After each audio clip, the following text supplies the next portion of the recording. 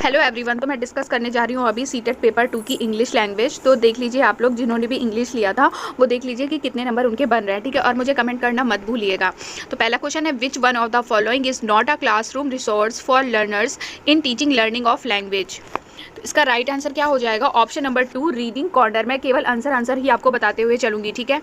Read the following statements and choose the correct option. Assertion है a plan for individualised learning must be created by a language teacher and reason है there is diversity in learners in the learning of new languages. तो इसका right answer हो जाएगा option number 3 A is false but R is true, ठीक है। In which method does the learner's first language play a central role in teaching. तो इसका right answer होगा grammar translation method, यानी कि option number 2। Chetan's first language was Bhojpuri. Since arriving in Tamil Nadu, he no longer speaks Bhojpuri and only speaks English with the natives. When the new second language replaces the native language, this is an example of. इसका right answer होगा code switching, ठीक है, option number 3। 125 है, which of the following supports a pre reading activity. इसका right answer होगा option number 2 using a prediction task. Which of the following is true about remedial teaching. तो इसका right answer होगा providing support to improve performance, यानी कि option number 1। Read the following statement and choose the correct option. Assertion है English is an associate official language in India. Reason है English is taught as a foreign language in Indian school. तो इसका right answer क्या हो जाएगा? Option number 2 both A and R true but R is not the correct explanation of A, ठीक है। Which one of the following is not a characteristics of a language. तो इसका right answer होगा language is static.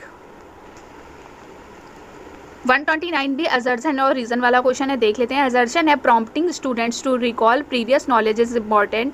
Reason है recalling the previous knowledge helps student connect the known language to the new language. तो इसका right answer होगा option number 4 both A and R true and R is the correct explanation of A, ठीक है। 130 question है, a teacher of class 8 asked her learner about saving energy at home as an assignment. This task will cater to which feature of language? तो इसका right answer हो जाएगा option number 2 positive imperatives, यानी कि 2 number सही हो जाएगा, ठीक है। 131 है, while planning a lesson one of the objectives is to enable learners to produce typical business communication with customers. This objective matches with one of the types of text genres listed below. तो 131 का answer हो जाएगा letter, ठीक है, option number 4। 132 है, a teacher asked students to look at the 4 musical instruments in the picture and discuss why they are used in different musical contexts. Choose the cognitive skill that matches the activity. तो इसका right answer हो जाएगा analyzing, यानी कि option number 1।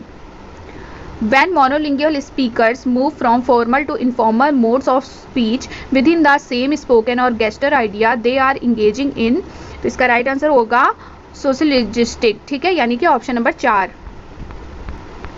134 है, children's informal interaction friendships and relationships with others in their community are based on their use of which forms of language. इसका right answer देखो, इसमें थोड़ा सा कंफ्यूजन है। इसका राइट आंसर सेकंड भी सही है एंड थर्ड भी सही है, सीटर के ऊपर है कि वो कौन सा मानता है, ठीक है। 135 है, in the case of vocabulary use grammar provides a pathway for learners to. तो इसका राइट आंसर हो जाएगा option number 1 combine lexical items into meaningful and communicative expression, ठीक है। अब पैसेज देख लेते हैं, मैं इसके भी केवल आंसर ही बताऊंगी, ठीक है। How many boys had missed school to go fishing to the canal that day. तो इसका राइट आंसर होगा option number 1 4। The word lazy in the phrase a small lazy stream of dirty water means slow, यानी कि option number 2।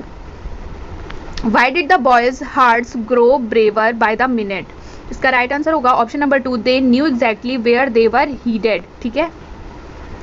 Where should the boys have been at that time of the day. तो इसका right answer होगा option number 4 by the canal. 140 है, arrange these sentences as per the sequence in which they occur in the passage. तो आपको ये passage arrange करना है sentence को। तो इसका राइट आंसर हो जाएगा ऑप्शन नंबर 1 CABD, ठीक है। Identify the underlined word part of speech in the sentence given below. Glenn spied many teeny fish darting to and fro in the murky water. तो ये क्या है 141 का आंसर हो जाएगा थर्ड वर्ब एंड एडजेक्टिव, ठीक है। कंप्लीट द वर्ड एनोलॉगी, तो ट्रोएंसी क्या है आपको ये बताना है। तो 142 का आंसर हो जाएगा सेकेंड एब्सेंट सी में, ठीक है।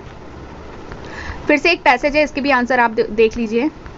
Read the following statement and choose the correct option. तो 143 का ऑप्शन 1 सही है, B and C are correct and A is incorrect, ये गलत है, बाकी बी एंड सी सही है। Why do young people from all over the world come to these camps? इसका राइट आंसर होगा option number 2, to improve themselves and the world around them. ठीक है। 145 है, to prepare themselves and get warmed up for the busy day ahead the young people. इसका right answer हो जाएगा option number 3, partake in some outdoor games. ठीक है। In the afternoon which of the following activities can camp members not select? इसका right answer होगा option number 2, yoga and public speaking. The camps are justifiably named reach out because. इसका right answer होगा option number 1, members are encouraged to collaborate with neighbourhood organisations. All the 7 days at the camps are. 148 का answer हो जाएगा not the same routine wise, यानी कि option number 4। Identify the underline word बताना है, also and interest, ये कौन से वर्ड हैं? तो ये है एडवर्ब एंड नाउन, यानी कि ऑप्शन नंबर 1 सही हो जाएगा। कंप्लीट करना है वर्ड्स को और एवरेज क्या है आपको ये बताना है, तो एक्स्ट्रा ऑर्डिनरी हो जाएगा कंप्लीट करने के बाद यहाँ पर। ठीक है। तो ये थे 30 क्वेश्चन इंग्लिश के, आप बताइएगा कितने नंबर बन रहे हैं आपके। ठीक है।